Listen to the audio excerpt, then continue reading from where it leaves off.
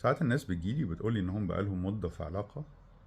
المدة دي ممكن تبقى 3 سنين، 5 سنين، 10 سنين، whatever. والعلاقة دي مش مريحة بالنسبة لهم. ممكن تكون علاقة في الأول كانت مريحة بس بعد كده العلاقة اتغيرت، أو ممكن تكون العلاقة من الأول مش مريحة بس هم قعدوا فيها عشان الشخص التاني كان بيحاول يقنعهم بيها، أو عشان كانوا حاسين إن هم خلاص وقت جه إن هم يبقوا في علاقة أو أي حاجة من الحاجات. المهم، للناس دي دايما بقول لهم إن لو أنا عايز أطلع الساحل وغلطت وطلعت في طريق السخنة، فكون ان انا افضل مكمل في طريق السخنه ده مش هيوديني الساحل.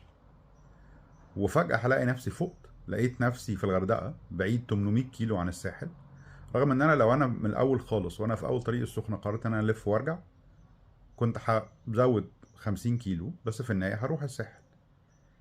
الساحل ده هو العلاقه اللي انا عايز اطلعها، والسخنه هي العلاقه اللي مش مريحه بالنسبه لي. فاعادي في علاقه مش مريحه بالنسبه لي، ده مش هيخليها احسن، ده مش هيغير من الشخص التاني. لو في مشكلة في العلاقة والمشكلة دي بقالها مدة طويلة وما بتتحلش، غالبا ده معناها ان العلاقة دي مش هتبقى هي العلاقة اللي انا عايزها او متصورة في خيالي. وفي الحالة دي سواء قعدت 3 سنين احسن من ان انا اقعد 5، لو انا قعدت 5 احسن من ان انا اقعد 10. لان طول ما انا قاعد في العلاقة، العلاقة مش هتتغير. طريق السخنة مش هيوديني الساحل.